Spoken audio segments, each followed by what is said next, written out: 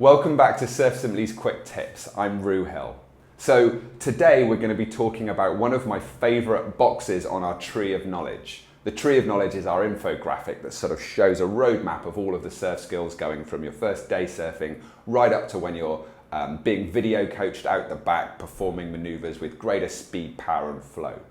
So some of the boxes on our Tree of Knowledge are what we call execution skills. And some of them are decision-making drills. The difference is the execution stuff is like the how you do things. How do I do a cutback? How do I do a floater? And then the decision-making is, which maneuver should I do? Which wave should I catch? Where's the right place to be? So this is a decision-making drill, and I'm going to talk actually about cutbacks and floaters when I'm talking about this. But I'm not going to go into the body mechanics of how you do that. We'll do that in another video. I'm not going to talk about where your feet need to be in your hands and when to compress and where to look. That will be in the video on cutbacks. So this is just about what maneuvers to perform and how to think about what you should be trying to aim for when you're surfing down the line. So the reason why this is one of my favorite boxes on the tree, why it's one of my favorite surf concepts, is because it's one of those things that's useful to a really wide number of surfers, and it can really leapfrog your surfing forwards very, very quickly. So this is really for what we call level 3 surfers. That means that you're out the back, you're comfortably catching waves that are kind of, waist to a little overhead, and you're surfing left and right, going down the line, and that's not a problem. Maybe you're starting to do some maneuvers on the wave, but you're not yet doing vertical top to bottom surfing, which is what we call level 4 surfing. Okay, so I'd say this is like 80% of most surfers at most surf spots around the world. Obviously there's exceptions, places like trestles and stuff like that, but most places. So it's highly likely this is relevant to you if you've been surfing quite regularly for some significant number of years. Okay, so as a level 3 surfer, in our experience, the biggest thing that holds people back is they get into this habit of kind of surfing down the line, just trying to get to the end of the wave and enjoy that nice long ride, make the wave and kind of pull out the back at the end. The trouble with surfing like that, and it is really fun, but the trouble with doing it is that you don't do the types of things that you need to do in order to get better, because those things might make you fall off. When we have people come along and they're learning new maneuvers on the wave, what we do is we make them start practicing those maneuvers at the end of the wave and then gradually move those maneuvers nearer and nearer the start of the wave as their confidence that they're going to make the maneuver goes up. That's a really nice little way of progressing without sacrificing all of the waves that you're catching. So once you're going down the line regularly, you're going to find that the two problems that you have most often is either that you get ahead of the wave or that the wave gets ahead of you. What I mean by that is that if you get ahead of a wave, you're going to be going so far down the line that you're several board lengths ahead of where the critical part of the wave is, where the white water is, the steep, powerful part of the wave. And you'll feel your board kind of slow down and start to sink, or quite often you'll just come off the back of the wave thinking it's the end of the wave, not realizing that you've just outrun it. The other thing that happens is that the wave gets ahead of you, which means that you get a section of wave breaking in front of you. So we want to think about how to solve those two problems first of all. And these are our first two horizontal maneuvers, the first two fundamental maneuvers that we want to learn going down the line. So as we can see in this example of Steph Gilmore, when you get ahead of the wave, you're going to do a big carving turn, we call that a cutback, that brings you all the way back to the pocket of the wave.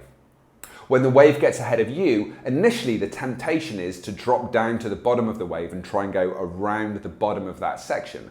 But actually what you want to do instead, and again, we'll talk about this in more detail in another video, is to do what we call a floater or a whitewater climb and try and climb instead up on top of that section. Because then as you drop back into the wave, the gravity as it pulls you down gives you an extra burst of speed, which is more likely to allow you to get around that section and back up onto the unbroken face. So you've got these two maneuvers, the cutback for when you get ahead of the wave and the floater for when the wave gets ahead of you. As I said, those are our first two horizontal maneuvers. Later on, when we're doing vertical maneuvers and surfing up and down the wave, the bottom turn will become the most important maneuver. But we do horizontal maneuvers first for two reasons. One reason is that they're less time critical than learning vertical maneuvers. When you're getting the timing of a cutback right, you need to get it right to within maybe half a second or a second. When you're getting the timing of a bottom to top turn, it needs to be like 100th to 1/10 of a second, about 10 to 100 times more accurate. Otherwise, when you do your turn off the lip either isn't there yet or it's already broken. So vertical surfing, we're going to put that in a box, put it away and deal with that later. The second reason that we do these horizontal maneuvers first is because they're really useful for the reason I've just described. When we're teaching people how to surf, one of the biggest problems that we find is that people get overwhelmed. Once they go out in the water, everything that we've told them kind of goes out the window after they catch their first wave, because there are people out there that are talking and there are waves coming that are fun and waves that aren't doing what you thought they were going to do. Maybe it's smaller and you're getting frustrated. Maybe it's bigger and you're feeling intimidated. So one of the important things you need to do as a coach is to actually give someone a very specific keyword. And the word that I want to give you, and this is the point of this drill today, is the word targets. And you can write it on your board in the wax right underneath where your eyes are, so that, you know, in all the hustle and bustle and maelstrom of being out in the lineup, that word keeps coming back to you. And what does it mean? Well, there's something that both these maneuvers, both cutbacks and floaters, have in common. So let's have a look at it again. When you're doing a cutback, one of the most common mistakes is to finish the cutback too low down the wave. But as you can see, what we really want to do is try and finish it nice and high up near the top of the wave. And there's this moment right at the end, as you can see here in this example of Rob Machado, where the white water actually hits the board right underneath where Rob's front foot is. And then it pushes the board around and gives him the speed to get going down the line. Let's have a look again at that example, that wave of Steph Gilmore's. I love this video. I think it's called Steph Dry Hair Surfing on a twin fin or something. It's by Stab Magazine. Look it up. It's a great video. So anyway, Steph's got this section breaking in front of her and she climbs up on top of it. And again, you can see that there's this moment where the white water is underneath where her front foot is. Except this time, being a floater, this is at the start of the maneuver rather than at the end. So both these maneuvers have this moment in there where the white water hits the board right underneath where your front foot is. If that's the center of the board, there's your foot, and the white water's coming up and hitting from underneath.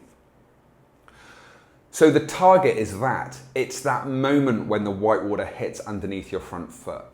And that moment when it hits, you really feel it. It pushes up and it pushes against your foot, against your leg. You feel your knee compress and your thigh takes some of that power and turns it into forward momentum. You'll feel that nice burst of speed. It feels really, really good. So when you're going out in waves now, rather than thinking about your waves in terms of how big is this wave or how long is this wave, how well did I surf, how good did I look, what was the best ride, what you can do, and you don't have to do it all the time, it's just a drill, is to go out and go, okay, how many targets can I hit?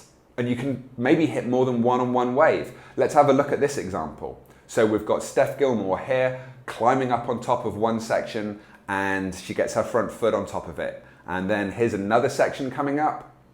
Her front foot again on top of that one. A third section, this is the biggest one. Her front foot's landing there. And then this time she's ahead of the wave. And so now the white water is behind her. So she's going to do a cut back, bring it all the way around and hit the target again. So that would be 4 times she hit the target on that wave. So now when you go out there and you see onshore surf and there's sections breaking everywhere and there's no long, clean walls to surf down, instead of feeling like, okay, well, this isn't very good, I don't know if I'm going to go out, now you can look at it and go, okay, this is awesome. There's lots of targets that I can hit when I'm out there. I'm not going to talk about the body mechanics, as I said, except for this one thing, because it's really important.